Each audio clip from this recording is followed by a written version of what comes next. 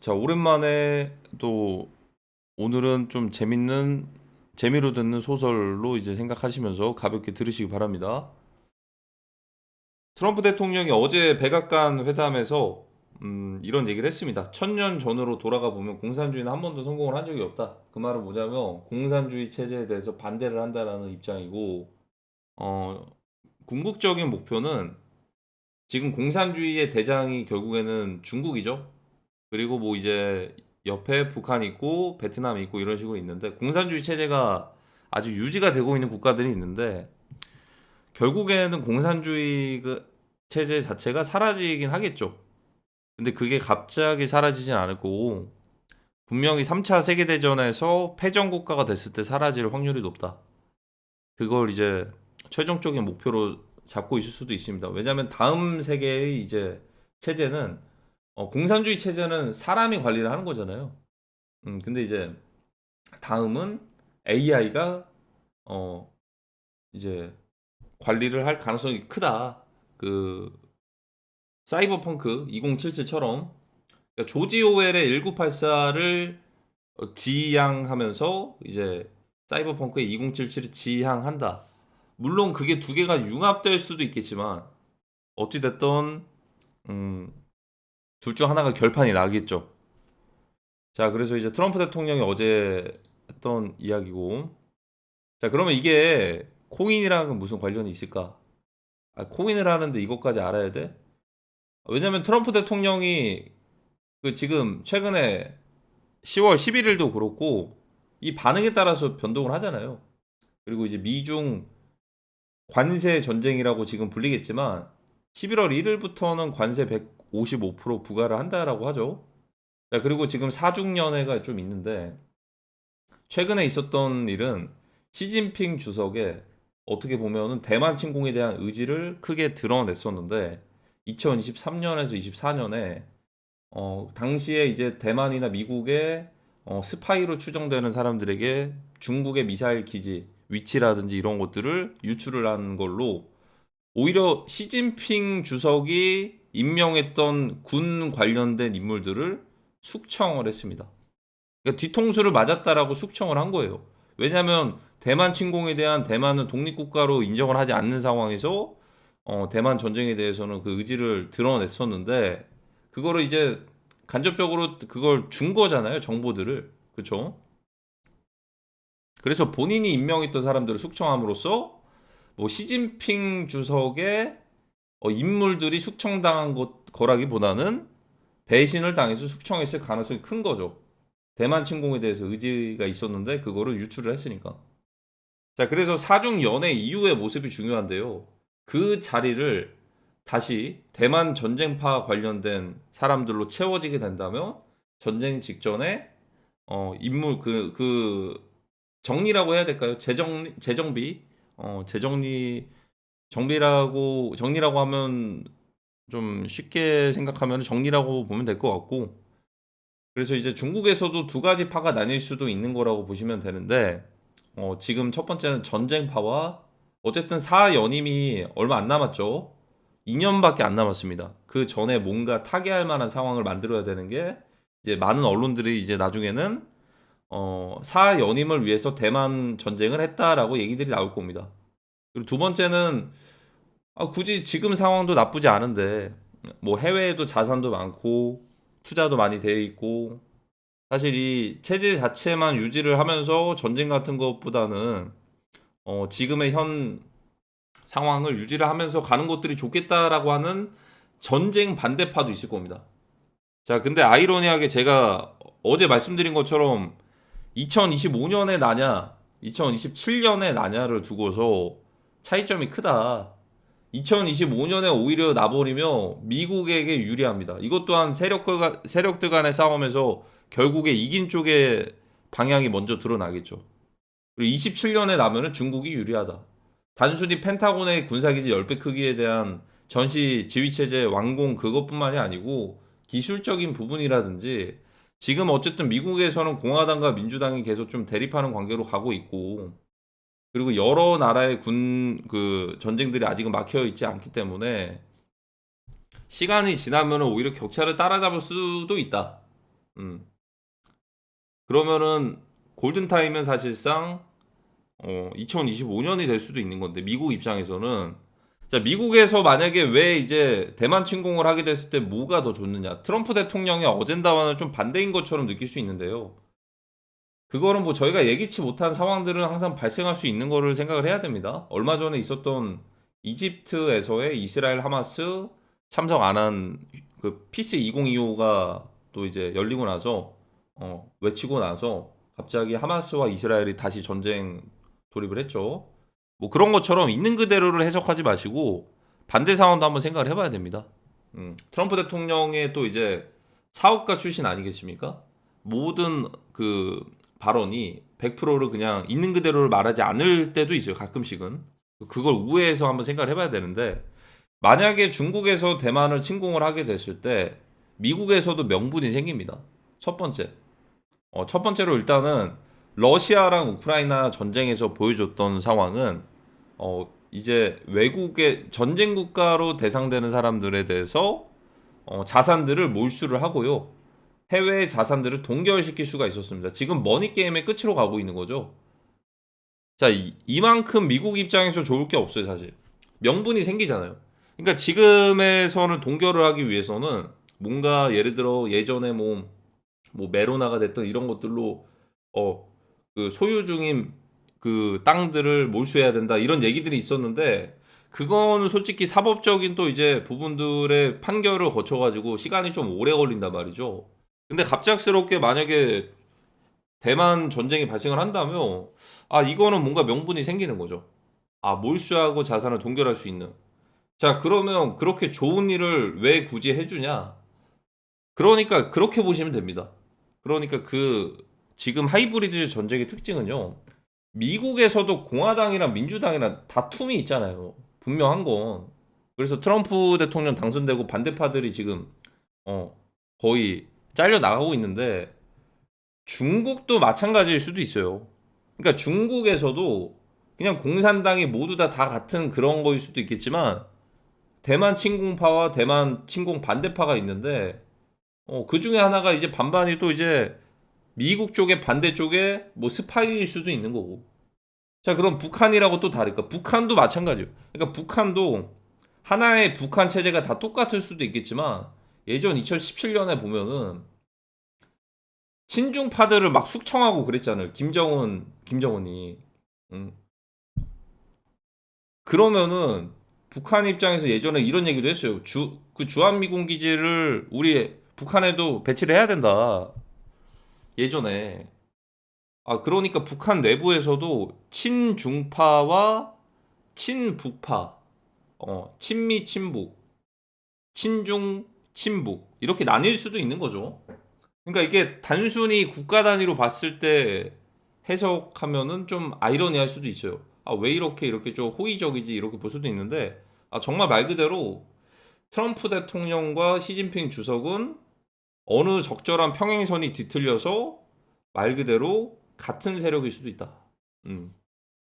그래서 오히려 트럼프 대통령 세력들이 유리한 쪽으로 가려면 시진핑 주석이 오히려 실각되거나 그런 게 아니고 양안 전쟁을 밀어붙여야지만 오히려 미국 쪽엔 유리할 수가 있습니다. 어쨌든 2027년에는 핵 전쟁이 갈 건데 그거 되기 전에 차라리 그 전에 전쟁을 끝내서 어떤 상황이 만들어질 수 있냐? 핵전쟁 나오기 전에 핵을 폐기할 수도 있죠. 합의를 해가지고. 러시아, 미국, 중국 다 같이 합의를 해서. 하지만 그런 상황들 오기 전에 그 전에 끝내려면 2025년에 시작을 해야 될 겁니다. 그게 오히려 매를 맞더라도 좀 덜 아프다.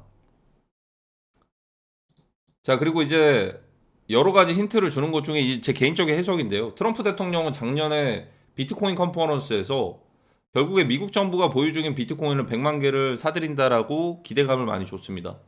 자, 하지만 지금 100만 개나 이런 것들 얘기를 안 하고 있어요. 뭐 이제 물론 이제 지금 해야 될 일들이 너무나도 많기 때문에 언급을 안 하고 있는 것도 있는데 또 제 생각을 좀 이제 주입을 해보면 어, 아직 비트코인 사이클이 아닐 수도 있는 거예요. 음. 아직 리스크한 부분이 많을 수도 있는 거다.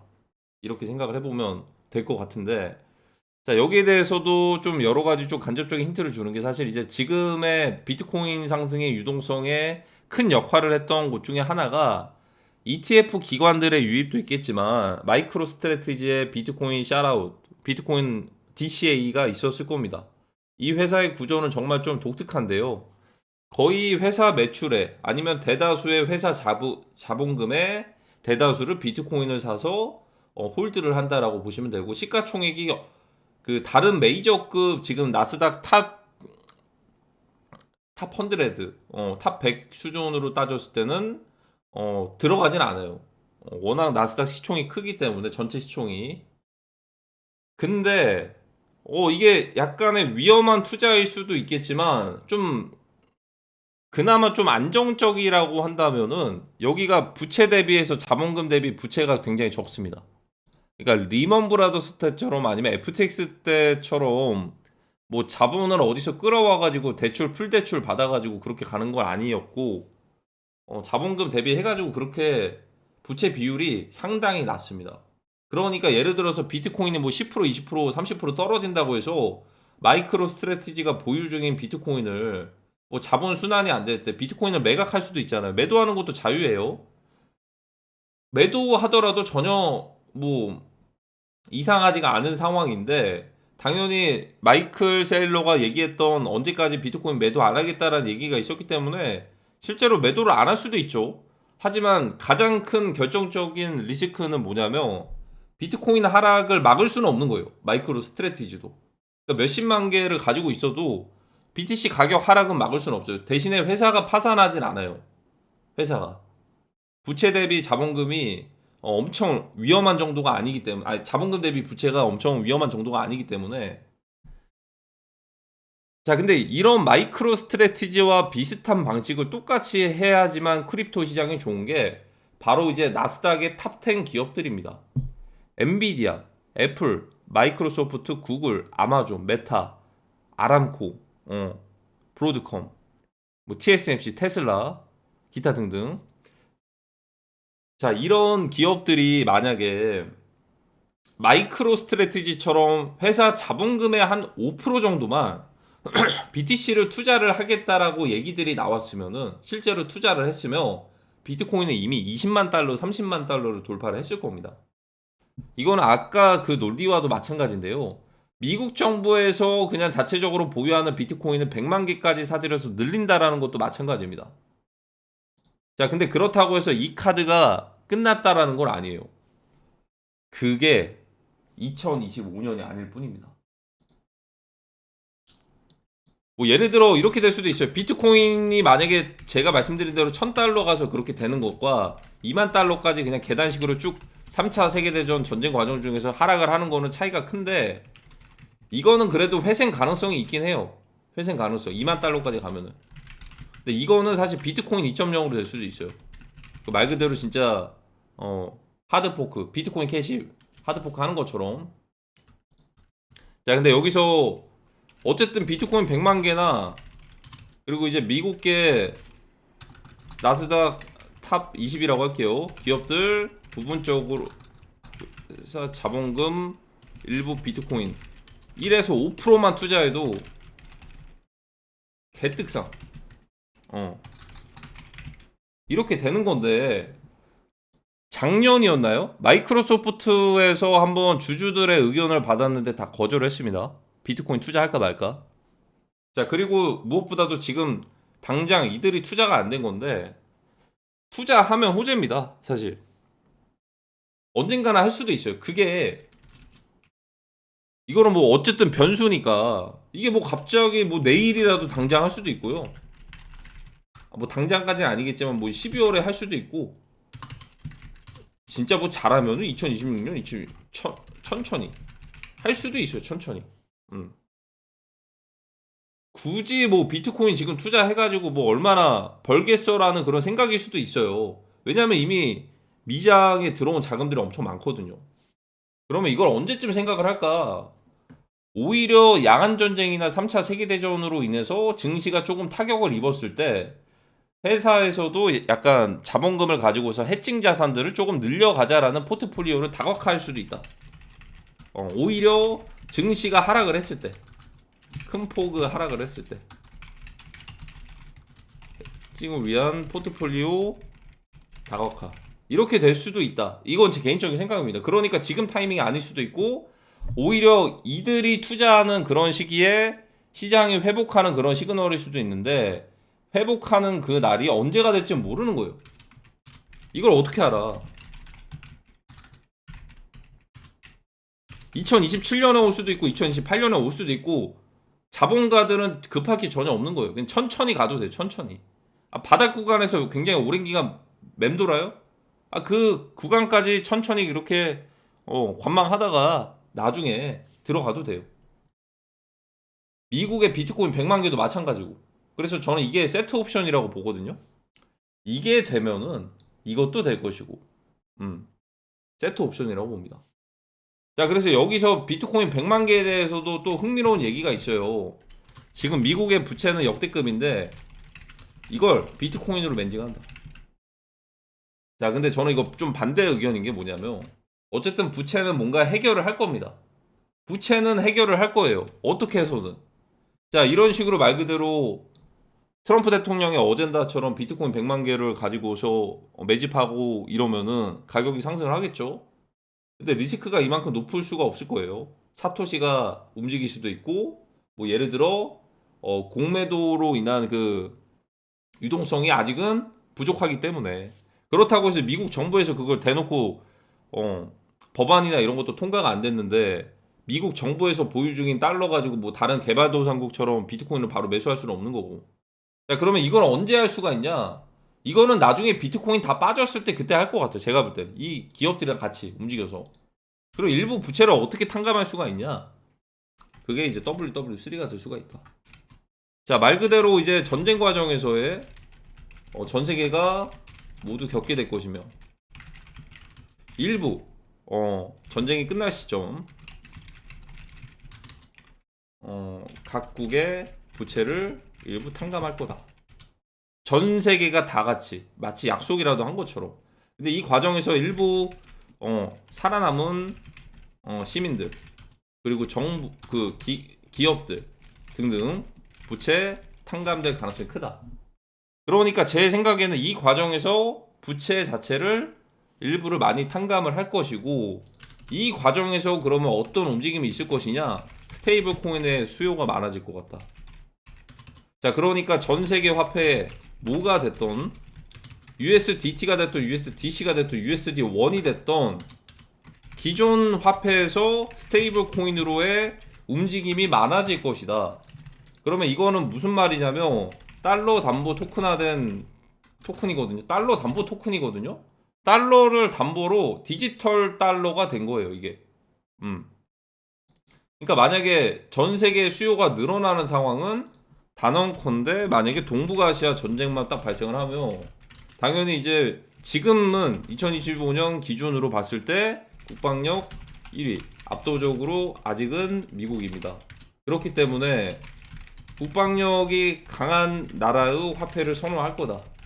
왜냐면 안전하니까. 그러면 이제 미국채라든지 미국 달러가 수요가 있을 건데, 자, 여기서 조금 더 나아가서 예를 들어서 전쟁 상황까지 리스크를 좀 직면하게 됐을 때는 이 달러나 이런 것들을 가지고 스테이블 코인으로 바꾸는 움직임도 있지 않을까, 이런 생각이 듭니다. 그래서 이 과정에서 스테이블 코인에 대한 시가총액이나 이런 것들을 많이 늘어나지 않을까, 이런 생각이 들고, 일부가 많이 전환이 됐으면, 달러 담보 토큰 USDT, USDC 이런 것들로 전환이 됐으면, 그때쯤에 됐을 때는 이거 부채나 이런 것들 탕감하고 뭐 화폐 개혁도 같이 일어날 수도 있지 않을까.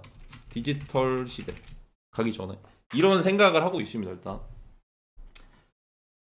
그래서 비트코인 100만 개라든지 나스닥 탑 10, 탑 100, 탑 100에 있는 기업들이 비트코인에 대해서 회사 자본금으로 투자를 하지 않는 이상, 이거는 시기가 문제다. 시기가 2027년이 될 수 있고 2028년이 될 수도 있다. 언젠가 써먹겠죠. 하지만 이 재료는 엄청난 거죠. 근데 아직 재료가 사용되지 않았던 거고. 자, 그리고 더 큰 소식이 있는데, 자, 일론 머스크는 2022년에 테슬라가 보유 중이었던 비트코인을 매도를 했습니다. 매도하고 나서 비트코인 가격이 결과론적으로 2025년에 올랐는데요. 뭐 이걸로 인해 손실을 봤다라고 얘기하는 사람들이 있어요. 왜 이렇게 빨리 팔았어? 비트코인 2배 더 올랐는데, 뭐 3배 더 올랐는데, 그쵸? 자, 근데 중요한 거는 일론 머스크는 스톡 옵션으로 1489조 돈방석이 안 나. 스톡 옵션에 대해서 보상이 다가옵니다. 자, 스톡 옵션. 말 그대로 이제 콜 옵션이라고 봐야 되나? 그러니까 주식 어쨌든 초창기에 지분을 많이 확보를 해가지고 어 가격도 많이 오른 거죠. 테슬라 가격도 많이 올랐기 때문에 이 스톡 옵션을 받게 됐을 때 현금으로만 1389조인데 분할로 해서 받겠죠. 자, 이 금액들은 사실 비트코인 뭐 얼마치 사가지고 1조가 얼마 됐다 이런 것들 그냥 다 맨징을 해버리죠. 테슬라 스톡 옵션만 이 정도가 될 텐데.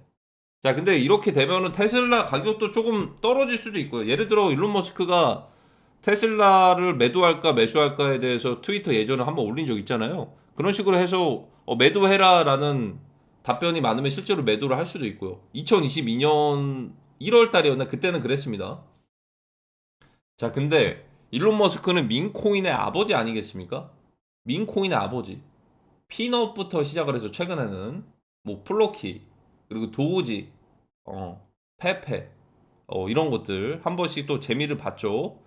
자, 이런 일론 머스크가 트위터 X에 폴리마켓까지도 좀 이제 적용을 시킬까 말까를 고민하고 있는 찰나에 거기다가 미래지향적인 어떻게 보면 다음 디지털 시대에 있어서 일론 머스크가 추구하는 사업들은 어떻게 보면 좀 이제 걸맞거든요. 적절하게 들어맞습니다. 자, 이 상황에서 크립토를 과연 포기를 할까? 일론 머스크가 절대 아닐 거라고 보고 만약에 포기를 하지 않고 먼저 유동성을 공급한다면 오히려 이제 테슬라의 스톡 옵션 받은 것들을 밈코인에 끌어 넣을 것이다. 이런 생각이 듭니다.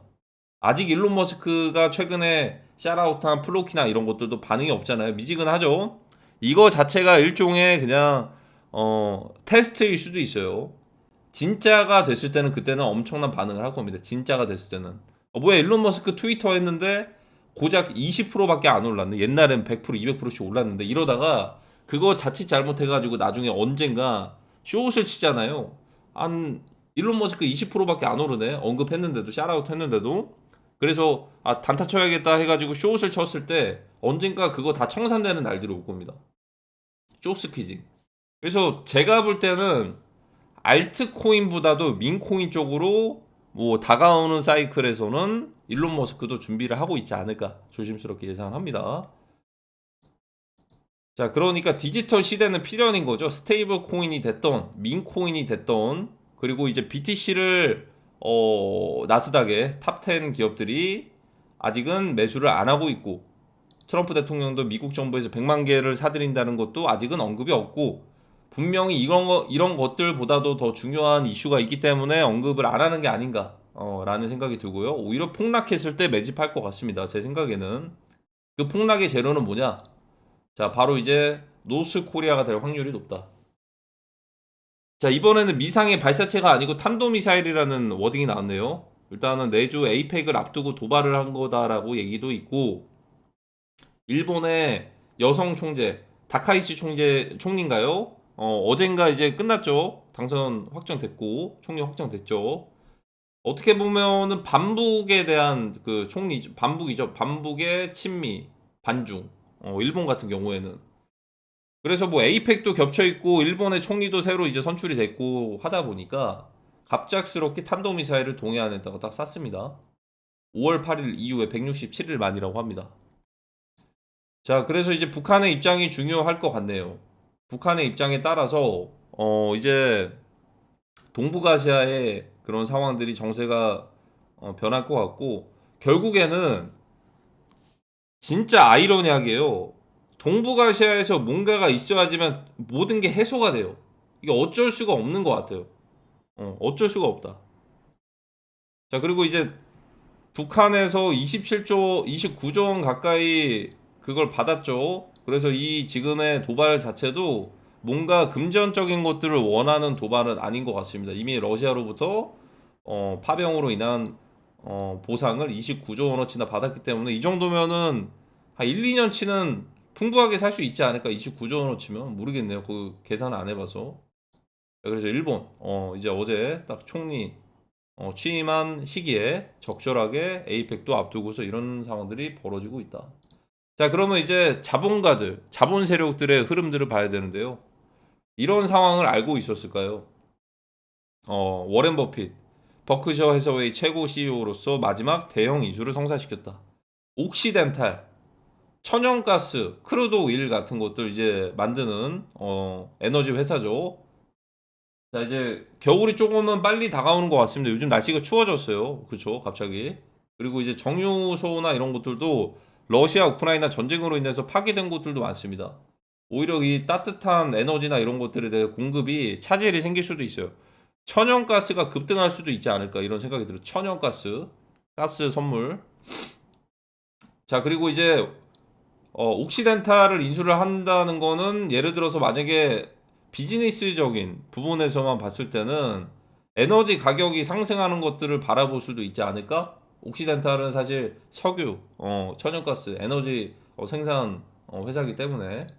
자, 그리고 이제 일본의 종합상사는 올해도 지분율을 늘렸고 작년에도 늘렸습니다.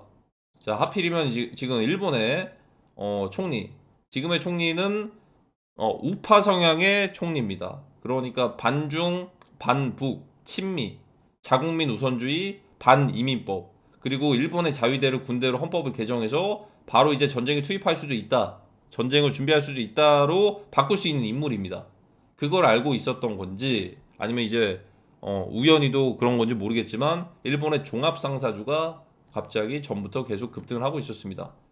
어제 같은 경우에는 니케이 일본의 전체 주가 지수가 하락을 했음에도 불구하고 종합상사는 상승을 하더라고요.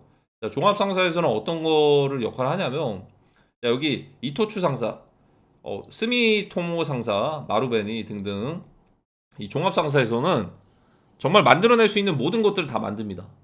라면도 만들 수 있고요. 미사일도 만들 수 있다. 그 정도예요. 그러니까 이제 종합상사 말 그대로 종합적으로 여러 가지를 만드는데 트렌드에 따라서 거기에 맞게 찍어서 만들어낼 수 있습니다. 그런데 종합상사의 역할을 하게 될 곳이 어디가 될까? 조심스럽게 예상을 해보면 동북아시아 전쟁이 될 가능성이 높다라고 보고 있습니다. 자, 그리고 이제 워렌 버핏은 또 하나의 다른 것들을 지분을 늘려갔는데요. 그게 바로 위성 라디오 주식에도 베팅을 했었습니다. 위성 라디오. 예를 들어 위성 인터넷 스타링크가 주식이 상장됐으면 위성 링크인 스타링크도 구매를 하지 않았을까 이런 생각이 들고 뭐 위성 라디오라고 해가지고 이게 뭐 이제 뭐 비상 상황일 때만 돌아가는 건 아니고 여기에서 뭐 강의도 하고 막 이것저것 많이 합니다. 근데 이제 특징은 블랙아웃이나 인터넷 사이버 공격이나 이런 것들로부터 좀 지킬 수는 있겠죠. 왜냐하면 위성 라디오니까 위성 라디오. 이거 라이브 방송으로 이 화면도 보이고 그래요. 근데 이제 특징은 얼마 전에 나왔던 아마존의 웹 서비스가 무언의 공격을 받았어요. 왜 그런지 모르겠지만 그래서 한번 마비가 됐죠. 어제다. 시간이 좀 빨리 갔나? 늦게 가나? 아마존의 웹 서비스가 전 세계 어제 멈췄죠. 뭐 시그널부터 해가지고 뭐 로블록스부터 해서 여기 아마존 웹 서비스를 사용하는 곳들이 멈춰버렸습니다. 이제 클라우드 여기 서버를 월간 아니면 1년간 이용료를 주고서 쓰는 업체들이 다 멈췄다. 자, 이런 것들로부터도 또 대비할 수도 있겠죠. 어디 가요? 위성 라디오 이런 것들도 마찬가지로 나중에 뭐 사이버 공격이나 이런 것들 왔을 때 그리고 일론 머스크도 이런 얘기를 했죠. 다른 곳들 다 멈췄는데 X는 계속 돌아갑니다. 갑자기 또 샤라웃을 했습니다. 그쵸? 자, 그러니까 이게 뭔가 앞으로 다가올 상황들이 좀 그려지지 않습니까? 뭐 식량적인 부분들에 대해서도 다가올 수도 있겠지만 높은 확률로 전쟁 가능성이 높다. 단순히 그 우크라이나 러시아 전쟁선에서 끝나는 거기 때문에 이미 전쟁이 지속 중이잖아요. 2022년 전에 산 것도 아니고 2025년에 옥시덴탈을 인수를 하고 그리고 일본 종합상사도 지분을 늘리고 위성 라디오도 사들이고 지분을 늘리고 있고 이건 시그널이라고 보입니다. 시그널. 원래 자본 세력들은 한 번씩은 시그널을 주는 것 같습니다. 힌트를. 뭐 대놓고 얘기는 안 하겠죠. 근데 대충 좀 거기까지 판단은 직접 해야 되지 않을까 이런 생각이 듭니다. 자, 그래서 오늘 좀 이제 많이 말씀을 드렸는데요. 결국에는 지금 지켜봐야 될 건 그게 있을 것 같아요. 4중년에였나요? 그거 중국 내일 끝나거든요. 내일 끝나는데 그 공석의 자리들을 누구로 채워져 있는가? 대만 침공파로 채워져 있는가? 대만 침공이 아니고 우리는 잠깐 체제 유지하면서 전쟁 반대파로 가 있는가? 근데 아이러니하게 대만의 전쟁을 빨리 하게 되면 오히려 지금은 미국에서 유리할 수 있고요. 나중에 늦게 해버리면 그때는 중국에서 유리할 수 있다. 하지만 그 안에서도 내부적으로 뭔가 레드팀, 블루팀이 싸우는 게 아닌가 이런 생각이 들고 뭐 스파이도 있을 수도 있는 거죠. 결국에는 2025년에 전쟁이 터져야지만 중국의 공산주의 그 체제나 이런 것들이 나중에 2027년이나 이럴 때가 됐을 때 해체가 될 수도 있을 겁니다. 그래서 오늘 얘기한 트럼프 대통령의 내용도 어느 정도 와닿았죠.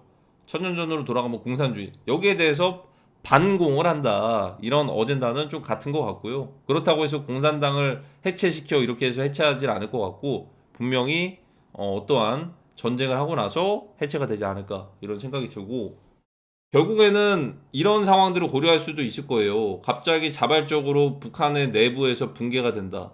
중국의 내부에서 붕괴가 된다. 그런 일들은 없을 겁니다. 왜 그러냐? 내부에서 적들이 생기는 것들을 고려해서 외부로 돌릴 가능성이 큽니다. 그러니까 내부의 적들이 생기기 전에요. 그거를 외부로 돌릴 가능성도 크고 시진핑 주석은 2027년에 4연임을 도전한다라고 한다면 2027년에 대만 침공하면 안 되죠. 할 거면 진작에 액션 미리 액션을 취해야 되지 않을까요? 그러면 빨리 해야겠죠, 빨리. 2026년이 됐던 2025년이 됐던. 근데 오히려 그게 오히려 미국 쪽에는 오히려 유리할 수 있습니다. 유리할 수가 있어요. 아이러니하게도. 전쟁 없는 그런 건 없어요. 무조건 있어요, 무조건. 근데 2025년이냐, 2027년이냐 둘 중 하나인 겁니다. 이미 셋업은 잘 되어 가고 있는 것 같아요. 전쟁 쪽으로. 일본의 총리가 그 기시바 총리였네. 이시바 총리가 갑자기 사임할 줄 몰랐잖아요. 그리고 나서 이렇게 된 것도 보니까 흐름대로는 잘 가고 있는 것 같습니다. 그 다음 다가올 상황들을 항상 시뮬레이션으로 굴려보시고 대응하는 것도 좋지 않을까라고 생각이 들고요. 제가 오늘 말씀드렸던 것처럼 다음 사이클은 밈코인 사이클이 될 겁니다. 알트코인은 많이 사라질 수가 있고요. 오늘 알려드렸던 것도 아이러니한 사건이 하나가 터졌죠. 그 어떤 거였죠? 카데나라고 있어요. 카데나 KDA. 자, 이제는 지금 시장이 어떤 수준이냐면 카데나라는 곳이 뭐 이제 채굴 관련된 그걸로 알고 있거든요. 포우 기반의 채굴기로. 갑자기 시장 상황이 안 좋아서 파산을 했습니다. 시장 상황 안 좋아서 파산을 했고요. 뭐 버티다 못해서 파산했을 수도 있고 뭐 이게 뭐 일부러 뭐 정리하려고 이렇게 하는 건지 모르겠지만 이게 뭐 불법은 아니거든요. 파산했어요, 파산. 근데 파산을 했는데 그 시기에 교묘하게 가격이 떨어졌기 때문에 사람들은 미리 알고서 던진 거 아니냐. 뭐 그것도 중요하겠지만 여기서 얘기를 해주는 거는 어 카데나는 예전에 30달러 한번 도달하고 왔던 코인이에요. 2022년에 30달러. 지금 0.1달러예요. 0.1달러도 안 될 거예요, 아마. 300토막이 났어요. 그러니까 이제 2022년에 고점을 찍고서 크게 하락을 했다가 마무리는 그냥 파산으로 그냥 더 큰 하락을 해버린 거예요. 그냥 완전 소멸. 자, 이러다 보니까 거래소에서 직접 상장 폐지 공지 사항이 올라오지 않더라도 그 전에 미리 이런 리스크한 상황들을 직면할 수 있다. 이런 상황이 되는 것 같고 대다수의 알트코인들이 이런 모습들을 그려갈 확률이 높습니다. 한 탑 10, 20개 정도, 10개 정도만 빼고는 대다수의 모습들이 이렇게 될 가능성이 커요. 루나 코인의 창시자 도건이 얘기했던 것처럼 99%의 알트코인이 사라진다라는 게 실제로 될 가능성이 큽니다. 그 자리를 누가 대체를 하냐? 바로 민코인이 될 가능성이 크다. 그것만 말씀드리고 싶습니다. 언젠가 더 큰 기회가 올 겁니다. 그 민코인 슈퍼 사이클이 올 거예요. 그 전까지 잘 버티셔야 됩니다. 잘 버티시고 지금 한 가지 코인과 사랑에 빠지지 마세요. 절대로. 한 개의 코인과 사랑에 빠지다 보면 카데나 같은 상황이 나오는 겁니다. 뭐 이뿐만이 아니죠. 전체적으로 요즘에는 코인들이 그냥 나오자마자 폭락하는 애들도 있고 가끔 한두 개 정도는 로또처럼 그냥 폭등하는 애들도 있을 텐데 지금의 코인 시장의 난이도는 말 그대로 한 번에 리셋이 필요하다. 리셋된 이후에는 그때는 새로운 사이클을 만들어가는 과정에서 조금 더 유연하게 올 것이다 라고 보고 있고요. 그때쯤에는 이런 미국의 대기업들도 크립토에 투자하는 포트폴리오를 다각화할 가능성이 크고요. 한번 시장의 크래시를 한번 좀 맞고 나서 그때쯤이면 트럼프 대통령도 100만 개를 사들일 가능성도 있고요. 뭐 예를 들어서 이거는 정말 반반인데요. 100만 개에 대해서는 사토시 나가모토 물량을 100만 개를 사버리면 최고긴 한데 그건 근데 그게 좀 이론적으로 좀 힘들긴 하죠. 익명의 사토시 그 개발자니까. 근데 뭐 그게 갑자기 크레이그 라이트로 밝혀져가지고 그거를 막 팔아버리고 하면 모르겠네. 거기까지는 생각이 안 나는데 비트코인 가격으로 예상을 할 수가 있을 것 같아요. 비트코인이 2.0으로 가는 1000달러가 되냐 2만 달러 선에서 2027년까지 쭉 계단식으로 빠지냐 둘 중 하나. 일단 그렇게 전망을 하고 있습니다. 오늘의 내용은 여기까지입니다.